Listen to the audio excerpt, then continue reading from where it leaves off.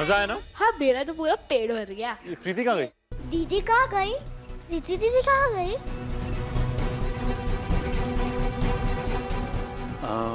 कहाँ गई है?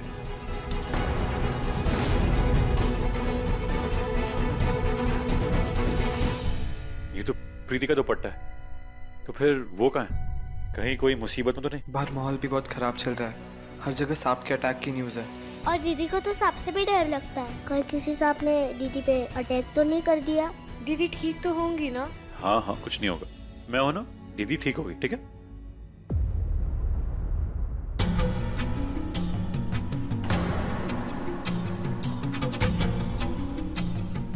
मैं यहाँ कैसे? क्या हुआ था यहाँ? जितना मुझे याद है मैं तो उस ज्वेलरी स्टोर में थी, फिर मेरा सर दर्द शुरू हो गया था और मैं बेहोश हो गई थी। ये क्या हो रहा है मेरे साथ? आप लोगों को समझ में नहीं आ रहा है, जब हमने उन ऑर्फनेज वालों को लीगल नोटिस भेजा था, वहां से कोई जवाब ही नहीं आया और अब तक उन्हें वो जगह खाली कर देनी चाहिए थी। फिर क्यों नहीं हुई? देखिए वकील साहब, ऐसे हाथ पे हाथ रख के बैठने से कुछ नहीं होने वाला। हमें कोई स्ट्रॉन्ग लीगल एक्शन लेना होगा। वो प्रॉपर्टी हमारी है और मैं चाहता हूं कि वो लोग उस प्रॉपर्टी को खाली कर दें ताकि मैं अपने नए स्टोर का कंस्ट्रक्शन वहां शुरू कर सकूं। अब तो एक ही ऑप्शन है, हम उस जगह को डिमोलिश कर दें। डिमोलिश? देखिए वो जगह आप लोगों की है, आप लोगों ने उनको इन्फॉर्म भी किया है, नोटिस भी दिए, फिर भी अगर उनका कोई जवाब नहीं आया है तो आपका पूरा हक है कि आप अपनी प्रॉपर्टी हासिल करने के लिए कुछ भी कर सकते हैं। आप अगर कहो तो मैं पेपर्स अरेंज करूं। देखिए वकील साहब, आपको जो सही लगता है आप वो कीजिए, लेकिन मुझे वो जमीन जल्द से जल्द खाली चाहिए। ओके? Okay sir.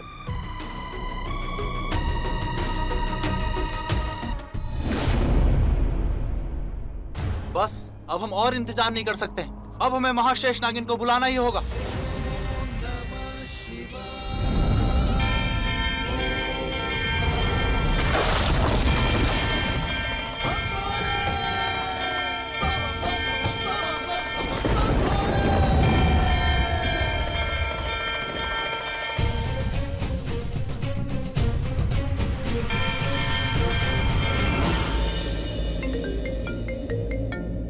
हेलो, हे महाशेष नागिन, आइए रक्षा कीजिए।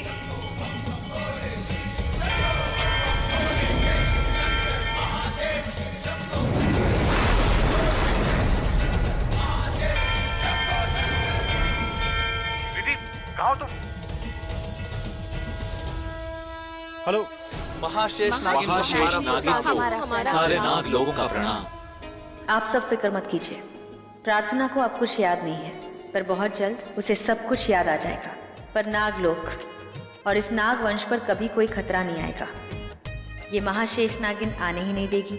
वो अपनी हर जिम्मेदारी, अपना हर फर्ज निभाएगी। जो खौफ इस शहर में फैला है, उस खौफ को जड़ से उखाड़ फेंकेगी।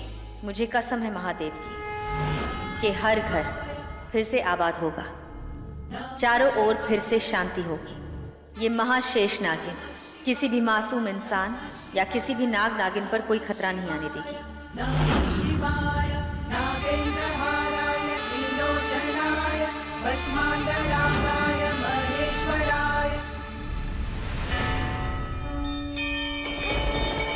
जय भोलेनाथ।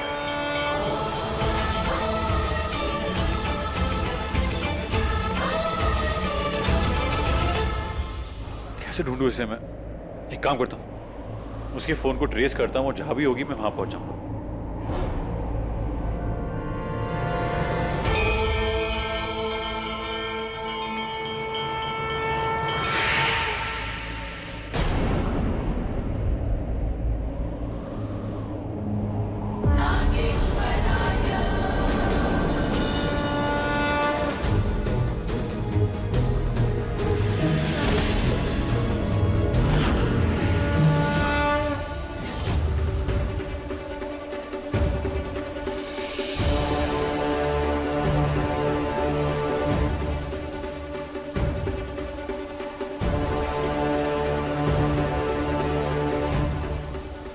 लोकेशन तो ये दिखा रहा है, प्रीति ऐसे सुनसान महल में यहाँ क्या कर रही होगी और यहाँ क्यों आई होगी?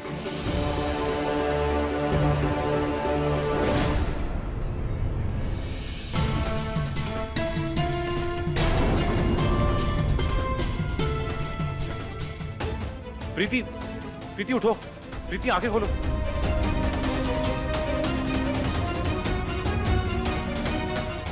प्रीति, प्रीति आराम से, आराम से। यहाँ कैसे? अब मुझे नहीं पता, तुम स्टोर में फोटो शूट कर रही थी फिर गायब हो गई और फिर अचानक क्या जगह ये और तुम यहाँ? पता नहीं, कुछ समझ ही नहीं आ रहा क्या हो रहा है मेरे साथ। कहीं भी बेहोश हो जाती हूँ और जब उठती हूँ तो कहीं और ही होती हूँ।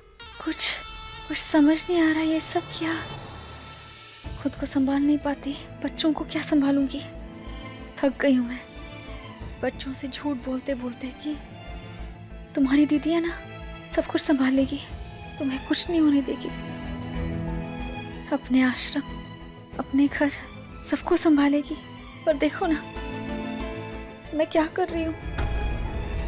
जब भी कोई नई जॉब मिल जाती है तो ऐसा कुछ हो जाता है। तुम ही सोचो कौन देगा मुझे नौकरी जब मेरा खुद पे ही कोई कंट्रोल नहीं है। पता नहीं क्यों करती हूँ, क्या करती हूँ। It's okay, it's okay. मैं हूं ना, रो मत, सब ठीक हो जाएगा।